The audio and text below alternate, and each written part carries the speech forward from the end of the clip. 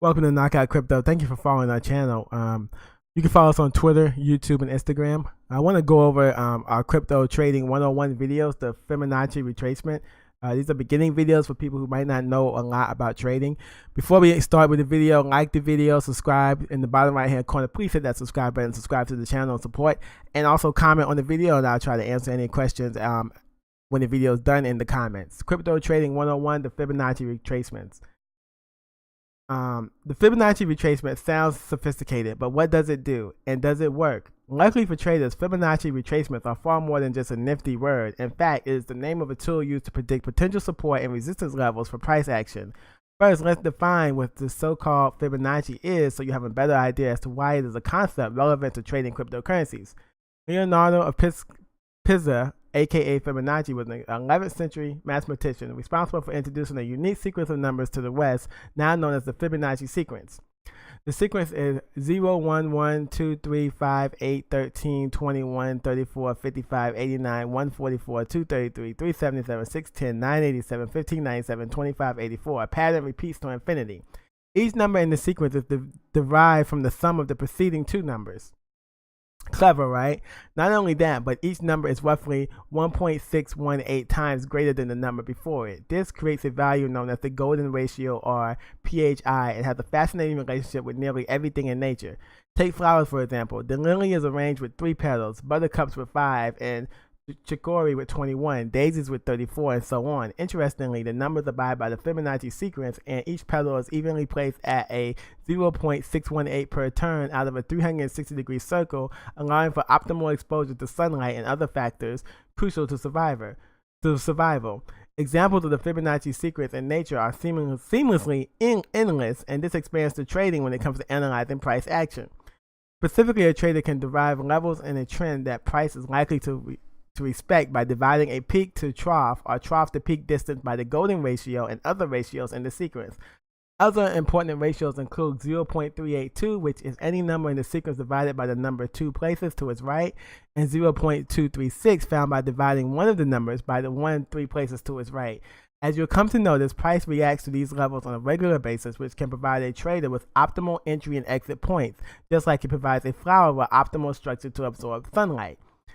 Really cool stuff, right? As you come to notice, the price reacts to these levels on a regular basis, which can provide a trader with optimal entry and exit points, just like it provides a flower with optimal structure to absorb sunlight. So how do you find these support levels? Well, before using the Fibonacci tool to identify potential support or resistance levels, a trader must first be able to identify a swing high and a swing low. A swing high is simply a candlestick at the peak of a trend in any time frame that has a lower high directly to its right or left. Conversely, a swing low is the low candlestick of a trend with a higher low on either side. One of these points are identified. Select the Fibonacci retracement tool in your trading software to connect a swing low to a swing high. Potential support levels will be generated, known as retracement. Each retracement is derived from the vertical trough to peak distance divided by ratios in the Fibonacci retracement. So as you can see here, you would take your Fibonacci retracement tool, pull it up to the high, and it will lead you. It will show you the low. So the low is this one here, and then it goes to 0.78. The golden ratio 0.618, 0.5, 0.38, 0.23, and 0. So you have a list of the whole Fibonacci retracement from the low to the high in this sequence here. They're using TradingView. In the above chart, Neo swing low of 0.1834 BTC was connected to the swing high at 0.01517 BTC on the time frame using Fibonacci retracement tool. As you can see, the retracement levels of 0.236, 0.382, 0.5, 0.618, and 0.786 were all respected as report, at least temporarily, as price rebounded from a September plunge. If a trader was to take advantage of this tool from November on, he or she would have had an idea as to where the price might land before making its next move, revealing ideal trade entry or exit points. Finding resistance levels. The process to find potential resistance levels is largely the same as before, except this time you'll be connecting the swing high to the swing low.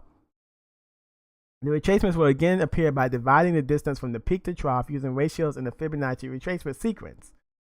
The swing high here, swing low here. The difference is the one is at the top here instead of at the bottom. So that way you will find the resistance levels where there's resistance. In the above chart, the anticipated resistance levels for stellar lumens were calculated using the Fibonacci tool by connecting the swing high of 0.0006335 BTC to a swing low of 0.0002139. Once again, the price reacted to the levels as advertised. The 0.789, the 0.86, the 0.618, the 0.5, and the 0.382 retracements all provided resistance on several occasions, which would have provided a trader with optimal targets to take profits on his or her position. Conclusion: it is important to remember that while Fibonacci tools can be useful in identifying supports and resistances, the results are not guaranteed. In order to increase the probability of certain retracements acting as advertised, it is best to use the tool along with other indicators like moving averages or relative strength index.